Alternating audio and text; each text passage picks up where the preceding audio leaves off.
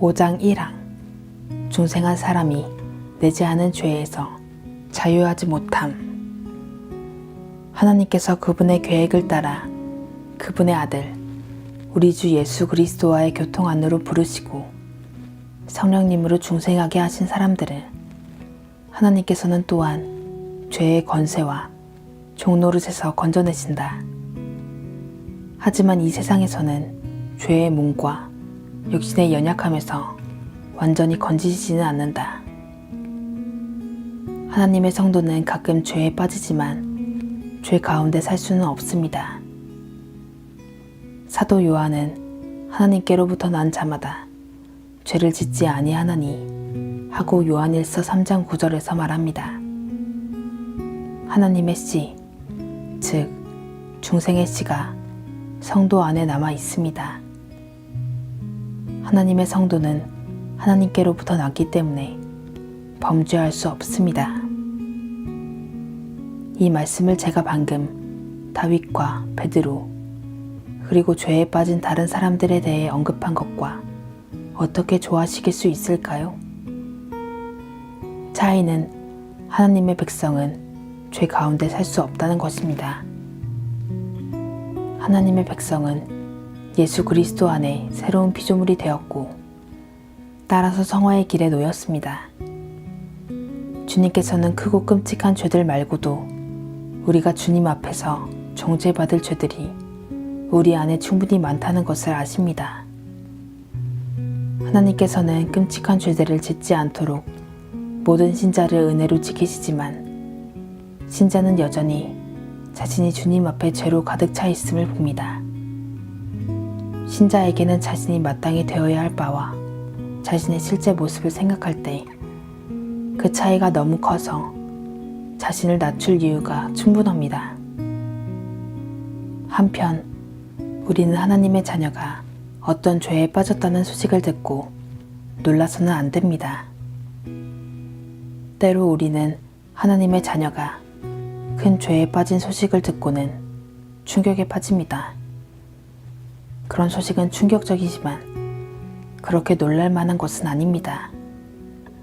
오히려 그런 일을 통해 우리가 얼마나 깊이 타락했는지를 배워야만 합니다. 하나님의 자녀에게조차도 그 마음이 화약으로 가득 차 작은 충격에도 폭발할 화약통과 같은 너무 많은 부패가 남아있는 것입니다. 하나님의 자녀는 죄에 빠질 때 비싼 대가를 치릅니다. 5장 5항은 더욱이 그런 큰 죄들은 하나님을 매우 크게 불쾌하시게 하며 죽음의 죄책과 죄책감을 지며 성령님을 근심하시게 하고 믿음의 발휘를 한동안 가로막고 그들의 양심을 심히 상하게 하며 때로 하나님의 은혜를 한동안 느끼지 못하게 하는데 하고 말합니다. 죄는 항상 하나님과 사람 사이를 갈라놓습니다. 이는 하나님과 구원받은 사람 사이에도 마찬가지입니다. 하나님께서는 하나님의 백성, 즉 하나님께서 구원하기로 선택하시고 예수 그리스도의 피로 구속하시고 성령으로 거룩하게 하신 사람들의 죄에 특별히 놓았습니다. 당신은 이렇게 물을지 모릅니다. 하지만 하나님께서 당신의 백성을 사랑하지 않으시나요? 성경에는 하나님께서 영원한 사랑으로 하나님의 백성을 사랑하시며 하나님의 백성이 하나님의 눈동자 같다고 말하는 표현이 많이 있지 않나요? 참으로 그러하십니다. 하지만 바로 그렇게 사랑하시기 때문에 하나님께서는 자기 백성이 하나님께 범죄할 때 백성에게 노하십니다. 하나님의 사랑은 하나님의 거룩하심과 공의로우심을 무효로 하지 않습니다. 오히려 하나님의 거룩하심과 공의로우심은 더욱 강화됩니다. 하나님의 백성이 범죄할 때 하나님께서는 당신의 백성에게 끔찍이 불쾌해 하십니다. 하나님께서 당신의 성도들을 사랑하시기에 하나님께서 불쾌하시는 것을 성도들이 느끼게 해주시고 하나님의 노여움과 고통의 막대기를 성도들에게 내리십니다.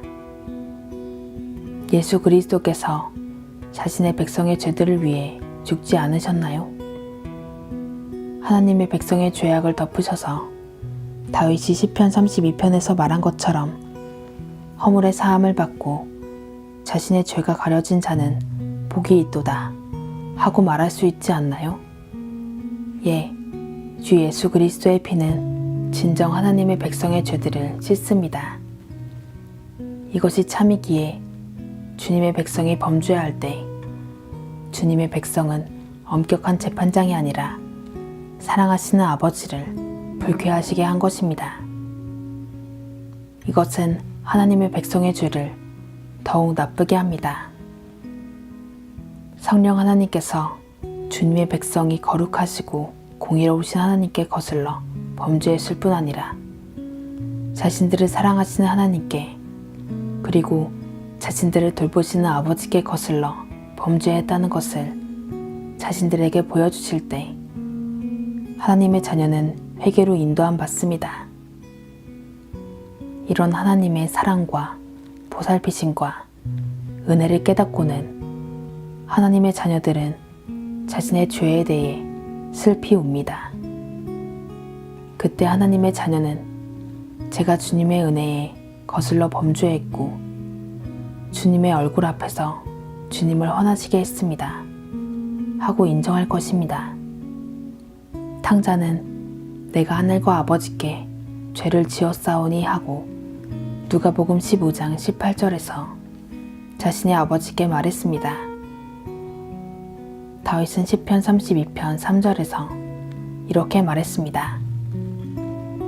내가 입을 열지 아니할 때에 종일 신음함으로 내 뼈가 쇠하였도다. 다윗은 성전에서 제사를 드렸을 때 예전과 같은 은혜를 받지 못했습니다. 다윗의 마음은 차가워졌고 아무 영적인 활동이 없었습니다. 다윗은 말라버린 질그릇 조각 같았습니다. 다윗은 4절에서 자신의 경험을 여름날의 가뭄에 비유했습니다. 주의 손이 주야로 나를 누르시오니 내 진액이 빠져서 여름 가뭄에 마름같이 되었나이다 하고 탄식했습니다. 우리에게도 이런 일이 일어날 수 있습니다. 신자라 하더라도 자신의 죄 때문에 때로는 자신의 모든 구원이 위험에 빠진 것처럼 느껴질 수 있습니다. 하나님께서 구원하신 자라면 하나님께서는 결코 그 사람을 버리지 않으십니다. 이것은 그 사람이 그런 죄된 상태에 머무는 한 작은 위로입니다. 성경은 더욱 심각한 죄에 빠질 수 있다고 분명히 말합니다. 따라서 여전히 다시 돌아올 길이 있다는 것은 죄에 빠진 사람들에게 위로를 주기 위함입니다.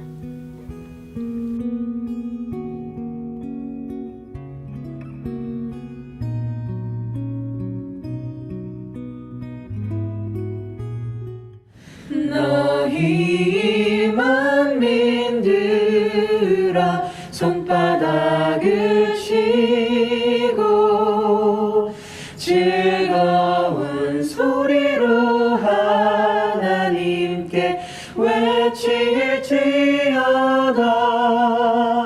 지존하신 여호와는 어미하시고 온 땅에 그